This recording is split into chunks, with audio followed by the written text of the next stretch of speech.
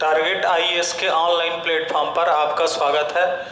मध्य प्रदेश में पिछली क्लास में हमने मध्य प्रदेश के हाई कोर्ट की चर्चा की थी। हाई कोर्ट से संबंधित जितने भी आर्टिकल हमारे संविधान में दिए हुए थे, आर्टिकल 214 से लेकर आर्टिकल 231 आर्टिकल तक हमने चर्चा कर ली थी। आर्टिकल 232 डिलीट हो गया है, तो हमने आपको ये भी पिछली क्लास में बता दिया था। अब अधीनस्थ न्यायालयों से संबंधित कुछ आर्टिकल हैं, आर्टिकल 233 से लेकर आर्टिकल 237 तक। तो अधीनस्थ न्यायालय की चर्चा जो है हम बाद में करेंगे। अधीनस्थ न्यायालय क्या होते हैं, ठीक है, तो उसकी चर्चा जो है नेक्स्ट क्लास में करेंगे।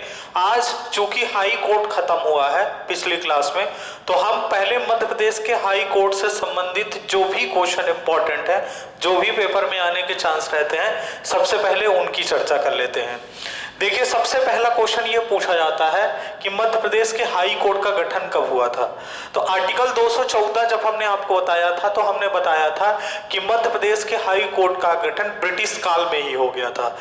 जब ब्रिटिश काल में जो मध्य प्रांत था, जो प्रत्यक्ष ब्रिटिश शासित क्षेत्र था, उस मध्य प्रांत में मध्य प्रदेश का हाई कोर्ट स्थापित किया गया था। मध्य प्रदेश के हाई कोर्ट के अगर गठन की बात करेंगे तो इसका जो गठन है 3 जनवरी को हुआ था। 3 जनवरी 1936 को इसका गठन हुआ था। मध्य प्रदेश, ऐसा आप लिख लीजिए, गठन जो है मध्य प्रदेश उच्च न्यायालय का जो गठन हुआ था, गठन इसका हुआ था 3 जनवरी 1936 को। और ये भारत शासन अधिनियम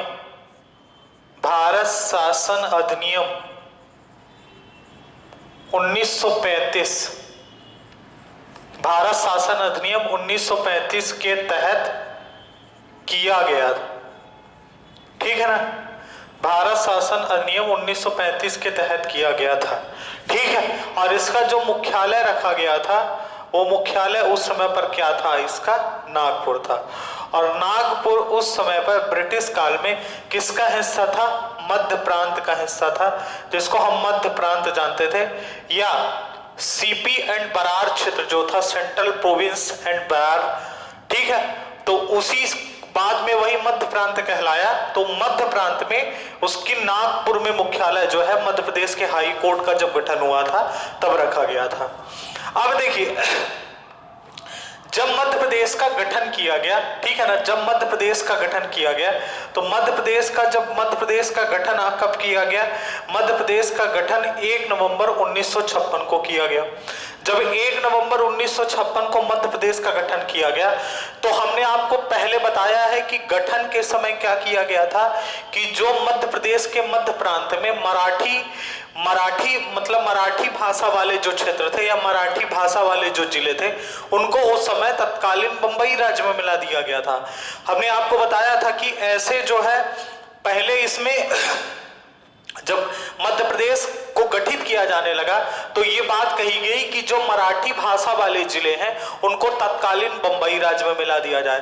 तो उस समय पर जो नागपुर था, ये मराठी क्षेत्र था, तो इसको उस समय के तत्कालीन बंबई राज्य में मिला दिया गया। तो मध्य प्रदेश का जो हाई कोर्ट था, 1 नवंबर 1956 को जब मध्य प्रदेश का गठन हुआ, उसी समय एमपी हाई कोर्ट जो था, मध्य प्रदेश का उच्च न्यायालय, मध्य प्रदेश का जो उच्च न्यायालय था, उसको नागपुर से कहां ट्रांसफर कर दिया गया, उसको नागपुर से क्या किया गया, जबलपुर स्थापित कर दिया गया। मध्य प्रदेश का उच्च न्यायालय 1 नवंबर 1956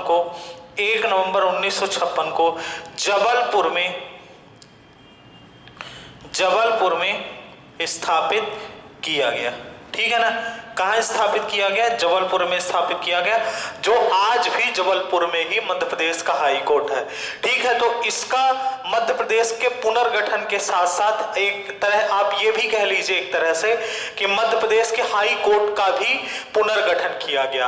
नागपुर से क्या किया गया, इसको जबलपुर में शिफ्ट कर दिया गया, और वर्तमान समय में मध्य प्रदेश का हाई कोर्ट कहाँ पर है, जबलपुर में है, ठीक है। तो ये बात ध्यान रखिएगा, मध्य प्रदेश के हाई कोर्ट का मुख्यालय कहाँ है वर्तमान समय में, जबलपुर में है, ठीक ठीक है, एमपी का जो हाई कोर्ट है, ये चीज आप बताएंगे। उसके बाद आप बताइए कि देखिए एक चीज और बता सकते हैं कि जो मध्य प्रदेश का उच्च न्यायालय है, इस बिल्डिंग का निर्माण किसने करवाया था, ये क्वेश्चन पूछा जा सकता है। इसका निर्माण किसने करवाया था, ये आप बताइए, बहुत इंपॉर्टेंट पॉइंट है। इसका निर्माण राजा गोकुल दास ने 1889 में करवाया था। इसका निर्माण किसने करवाया था, राजा गोकुल दास ने 1889 में करवाया था। जो जबलपुर में मध्य प्रदेश हाई कोर्ट की जो बिल्डिंग है, जिस बिल्डिंग पर मध्य प्रदेश का हाई कोर्ट बना हुआ है, उस बिल्डिंग का निर्माण राजा गोकुल दास ने करवाया था 1889 में। और इसके जो वास्तुकार थे, इसके वास्तुकार का नाम भी पूछा जाता है। इसके वास्तुकार जो थे वो थे हेनरी इरविन, ठीक है ना, हेनरी इरविन जो थे इसके वास्तुकार थे। तो ये 2 पॉइंट बहुत इंपॉर्टेंट है एमपी के हाई कोर्ट से रिलेटेड, ठीक है। अब एक चीज और यहां पर आप नोट कर लीजिए, इसको मिटा देते हैं।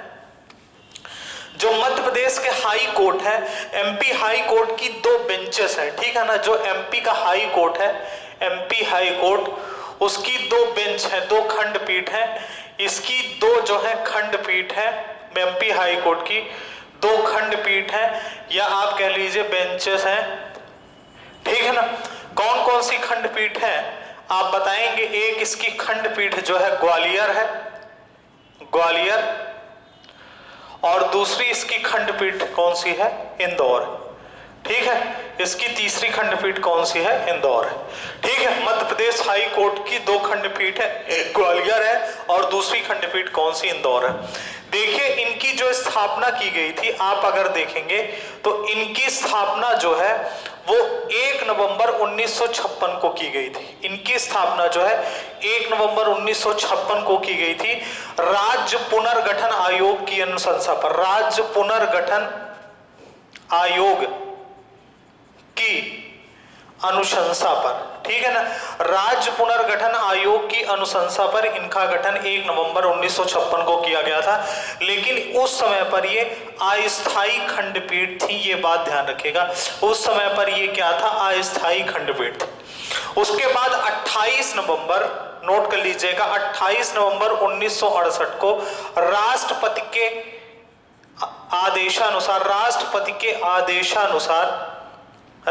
के आदेशानुसार इन्हें स्थायी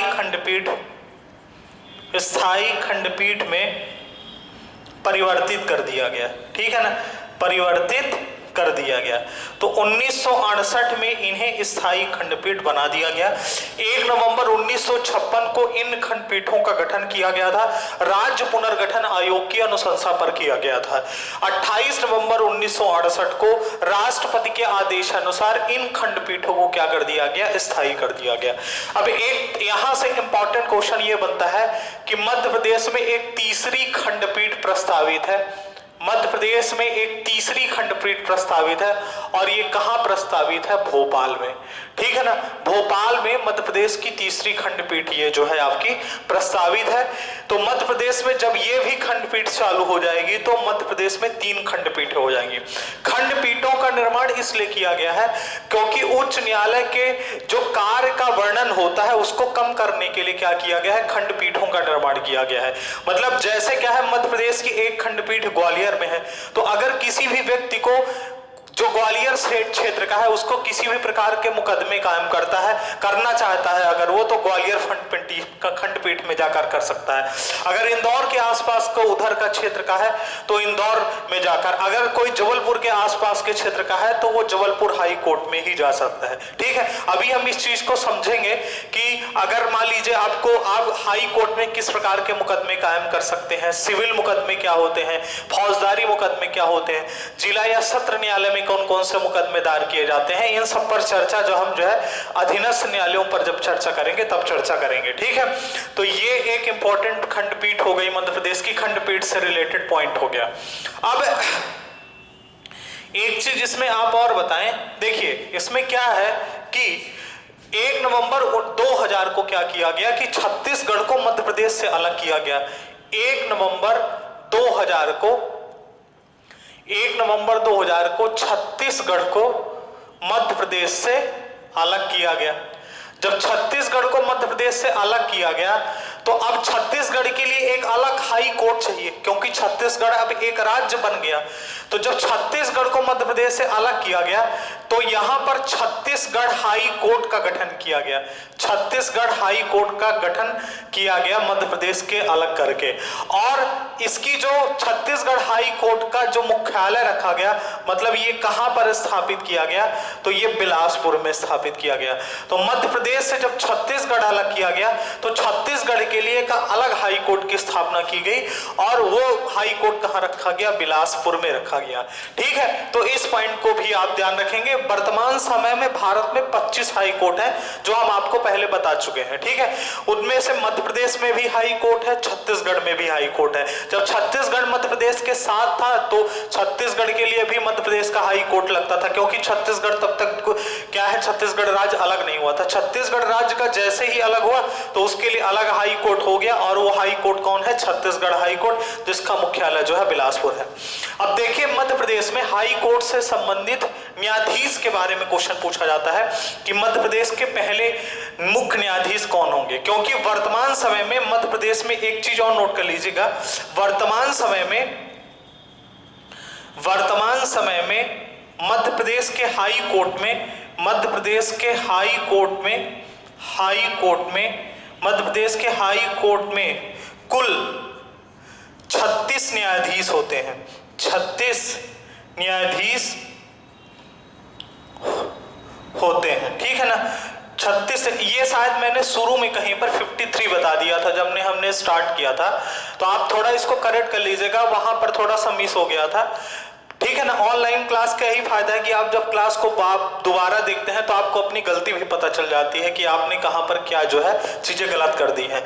मध्य प्रदेश में वर्तमान समय में कुल 36 न्यायाधीश हैं, जिसमें से एक मुख्य न्यायाधीश है और 35 अन्य न्यायाधीश है। ठीक है ना, एक मुख्य न्यायाधीश है और 35 क्या है, अन्य न्यायाधीश है। तो हम सबसे पहले मध्य प्रदेश के मुख्य न्यायाधीश की चर्चा करते हैं कि मध्य प्रदेश के पहले मुख्य न्यायाधीश कौन से हैं। ठीक है ना, मध्य प्रदेश के पहले मुख्य न्यायाधीश कौन है, इनकी चर्चा कर लेते हैं। आपने सुना होगा मध्य प्रदेश के पहले मुख्य न्यायाधीश जस्टिस मोहम्मद हिदायतुल्ला। ठीक है, इंपॉर्टेंट पॉइंट है। मध्य प्रदेश के पहले जो मुख्य न्यायाधीश है, मुख्य न्यायाधीश, ठीक है, मध्य प्रदेश के पहले मुख्य न्यायाधीश कौन थे, वो जस्टिस मोहम्मद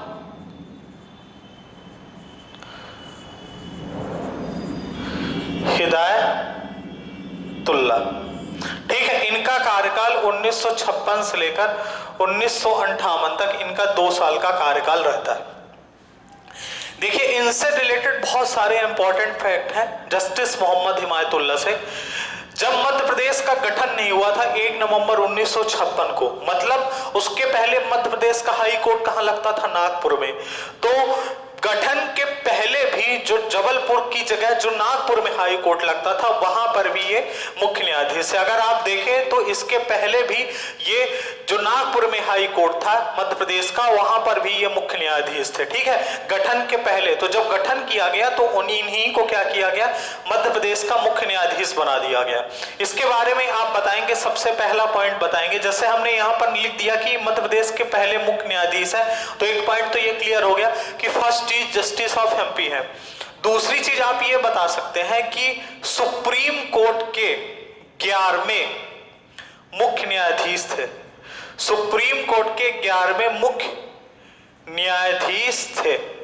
पहला इंपॉर्टेंट पॉइंट तो आप ये बताएंगे, ठीक है ना। दूसरा पॉइंट आप ये बताएंगे कि सुप्रीम कोर्ट के पहले मुस्लिम न्यायाधीश थे। सुप्रीम कोर्ट के पहले मुस्लिम न्यायाधीश थे, ठीक है। दूसरी चीज आप ये भी बताएंगे जस्टिस मोहम्मद हिदायतुल्ला के बारे में कि भारत के प्रथम कार्यवाहक राष्ट्रपति थे। ये सुप्रीम कोर्ट के एकमात्र ऐसे मुख्य न्यायाधीश हैं जो कार्यवाहक राष्ट्रपति रहे हैं। इसको भी आप नोट कर लीजिएगा, भारत के प्रथम कार्यवाहक राष्ट्रपति थे। एक पॉइंट ये भी नोट कर लीजिएगा कि सुप्रीम कोर्ट के एकमात्र ऐसे मुख्य न्यायाधीश थे जो कार्यवाहक राष्ट्रपति रहे। कार्यवाहक राष्ट्रपति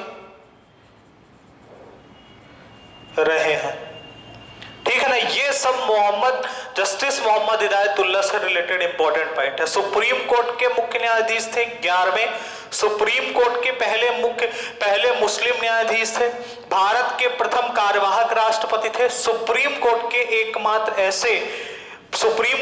एकमात्र ऐसे मुख्य न्यायाधीश हैं जो कार्यवाहक राष्ट्रपति रहे हैं। एक पॉइंट आप ये भी बता सकते हैं कि भारत के 6वें उपराष्ट्रपति रहे हैं, भारत के 6वें उपराष्ट्रपति रहे, उपराष्ट्रपति रहे। तो ये सब इंपॉर्टेंट पॉइंट है। मध्य प्रदेश के पहले मुख्य न्यायाधीश जस्टिस मोहम्मद हिदायतुल्लाह से रिलेटेड ये इंपॉर्टेंट पॉइंट है। दूसरा पॉइंट आप बताएंगे, देखिए मध्य प्रदेश के अभी हम मुख्य न्यायाधीशों पर अलग से एक चर्चा करेंगे, जितने भी मुख्य न्यायाधीश हैं, लेकिन जो जो इंपॉर्टेंट है पहले उनकी चर्चा कर लेते हैं। देखिए पहले मुख्य न्यायाधीश की चर्चा हो गई, जस्टिस मोहम्मद हिदायतुल्लाह थे। दूसरा क्वेश्चन ये पूछा जा सकता है कि मध्य प्रदेश के पहले कार्यवाहक राज्यपाल कौन थे, क्योंकि कार्यवाहक राज्यपाल जो है मध्य प्रदेश हाई कोर्ट का जो कार्यवाहक राज्यपाल होता है वो कौन होता है, जो राज्य के हाई कोर्ट का मुख्य न्यायाधीश होता है वही कार्यवाहक राज्यपाल की भूमिका निभाता है। तो मध्य प्रदेश के पहले कार्यवाहक राज्यपाल कौन थे, ये क्वेश्चन मैंने वैसे चर्चा कर ली थी राज्यपाल पे। आप क्या बताएंगे, जस्टिस पीवी दीक्षित ये मध्य प्रदेश के पहले कार्यवाहक राज्यपाल थे, ठीक है। अब देखिए मध्य प्रदेश में 4 बार ऐसा हो चुका है, मध्य प्रदेश में ऐसा 4 बार हो चुका है जब हाई कोर्ट के मुख्य न्यायाधीश कार्यवाहक राज्यपाल की भूमिका में रह चुके हों। कब हुआ है, देखिए सबसे पहली बार तो यही हुआ, जस्टिस पीवी दीक्षित थे, ऐसा आप नोट कर लीजिएगा। मध्य प्रदेश में 4 बार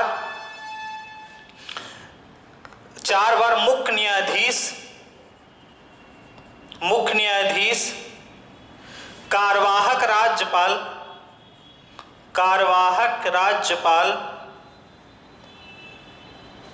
की भूमिका, मध्य प्रदेश में 4 बार मुख्य न्यायाधीश कार्यवाहक राज्यपाल की भूमिका निभा चुके हैं, ठीक है। कौन कौन से हैं, पहली बार तो पीवी दीक्षित ही थे। कौन कौन से वो 4 मुख्य न्यायाधीश है, पहले थे पीवी दीक्षित, ठीक है, पहले जो थे आपके पीवी दीक्षित थे। दूसरे जो न्यायाधीश थे जो उनका नाम है वो है जीपी सिंह, क्या नाम था, जीपी सिंह। दूसरी बार भी जीपी सिंह थे और तीसरी बार भी जीपी सिंह थे, ठीक है। और चौथे जो न्यायाधीश थे जो उनका नाम है एनडी ओझा, ठीक है। ये 4 नाम आप रट लीजिएगा, बहुत इंपॉर्टेंट नाम है। मध्य प्रदेश में ये 4 मुख्य न्यायाधीश ऐसे हैं मध्य प्रदेश हाई कोर्ट के जो कार्यवाहक राज्यपाल की भूमिका निभा चुके हैं, जिसमें पहला नाम है जस्टिस पीवी दीक्षित, दूसरा है जस्टिस जीपी सिंह, तीसरा भी है जस्टिस जीपी सिंह और चौथा है एनडी ओझा, ठीक है। उसके बाद एक आध पॉइंट और इंपॉर्टेंट बचते हैं। अगर बात की जाए कि वर्तमान समय में मध्य प्रदेश के मुख्य न्यायाधीश कौन है, वर्तमान समय में मध्य प्रदेश के मुख्य न्यायाधीश कौन है, ठीक है। तो आप इसमें क्या बताएंगे, वर्तमान समय में मध्य प्रदेश के मुख्य न्यायाधीश वर्तमान समय में मध्य प्रदेश के जो मुख्य न्यायाधीश हैं वो कौन है, अजय कुमार मित्तल। ये मध्य प्रदेश के 25वें मुख्य न्यायाधीश हैं, ये भी ध्यान रखिएगा, 25वें मुख्य न्यायाधीश। ठीक है, इनका कार्यकाल जो है 2019 से चालू हुआ है, 2019 से अब तक इनका कार्यकाल है। एक पॉइंट आप ये बता सकते हैं।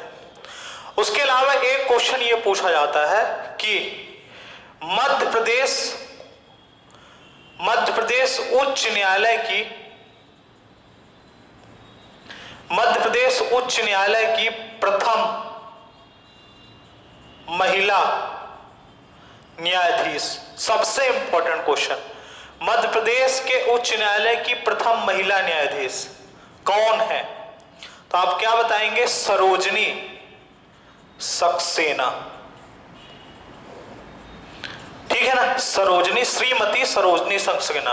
मध्य प्रदेश उच्च न्यायालय की प्रथम महिला न्यायाधीश जो है आपकी सरोजनी सक्सेना। देखिए, अगर क्वेश्चन ये पूछा जाता है, क्वेश्चन को समझ के आंसर देना है। अगर क्वेश्चन ये पूछा जाता है कि सुप्रीम कोर्ट की प्रथम महिला न्यायाधीश कौन है, सुप्रीम कोर्ट की प्रथम महिला न्यायाधीश, तो उसका आंसर क्या होगा? फातिमा बीबी।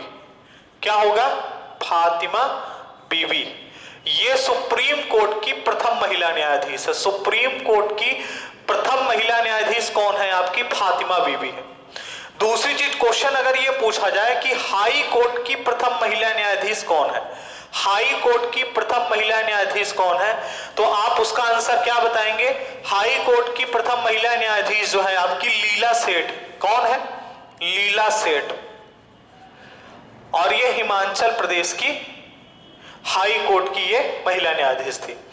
सुप्रीम कोर्ट की प्रथम महिला न्यायाधीश फातिमा बीबी, हाई कोर्ट की प्रथम महिला न्यायाधीश कौन है? आपकी लीला सेठ है। और अगर ये पूछा जाए कि देश के जो सत्र न्यायालय होते हैं उसकी पहली महिला न्यायाधीश कौन है? देश के सत्र न्यायालय की प्रथम महिला न्यायाधीश, देश के सत्र न्यायालय की प्रथम महिला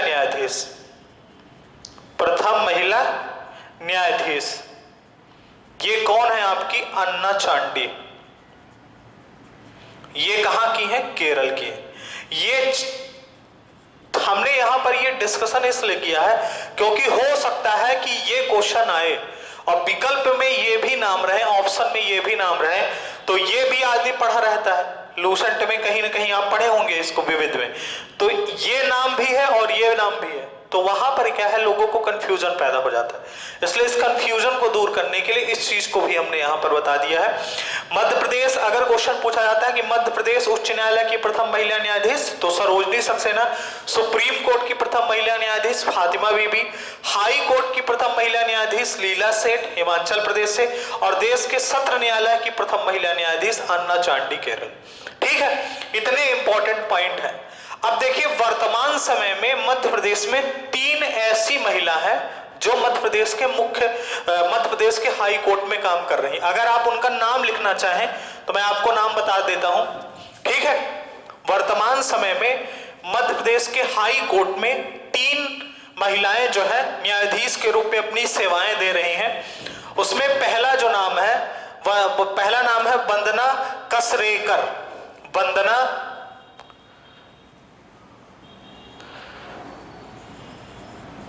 कसरेकर। ठीक है, जो दूसरा नाम है ये है आपका, सेकंड जो नाम है नंदिता दुबे। दूसरा इस जो नाम है नंदिता दुबे। और तीसरा जो नाम है वो है आपका अंजुली पालो। अंजुली पालो। वर्तमान समय में ये 3 महिलाएं मध्य प्रदेश के हाई कोर्ट में न्यायाधीश के रूप में सेवाएं दे रहे हैं। एमपी हाई कोर्ट में ये न्यायाधीश के रूप में सेवाएं दे रही हैं वर्तमान समय में। ठीक है, तो ये कुछ इंपॉर्टेंट क्वेश्चन है जो मध्य प्रदेश के हाई कोर्ट से रिलेटेड आपके पेपर में पूछे जा सकते हैं। अब देखिए, एक last discussion MP high court से ये है कि जो मध्य प्रदेश के सब मुख्य न्यायाधीश अभी तक हुए हैं, 1 नवंबर 1956 से लेकर अभी तक 25 लोग मध्य प्रदेश के मुख्य न्यायाधीश की भूमिका निभा चुके हैं। तो अगर मान लीजिए क्वेश्चन ऐसा आ गया कि आपको 4 विकल्प दे दिया गया, उसमें ये बोले कि इनमें से बताइए कौन मध्य प्रदेश का मुख्य न्यायाधीश नहीं रहा है।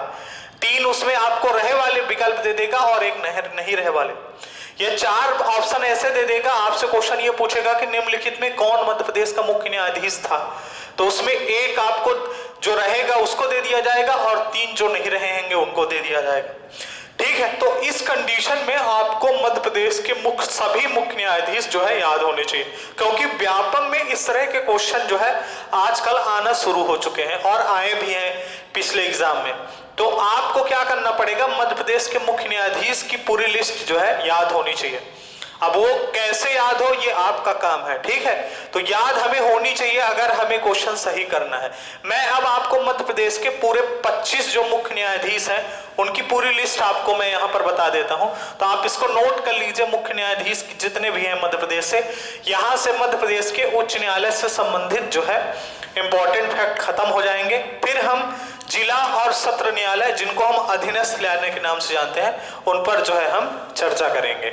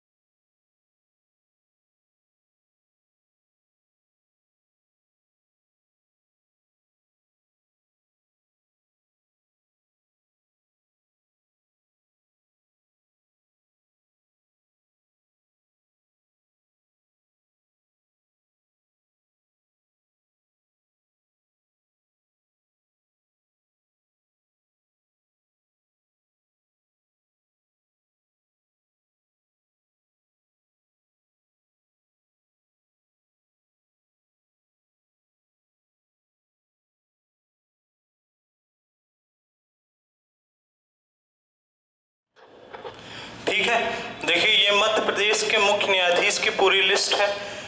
मोहम्मद हिदायतुल्लाह से लेकर वर्तमान समय में A.K. मित्तल जो है मध्य प्रदेश के वर्तमान मुख्य न्यायाधीश है।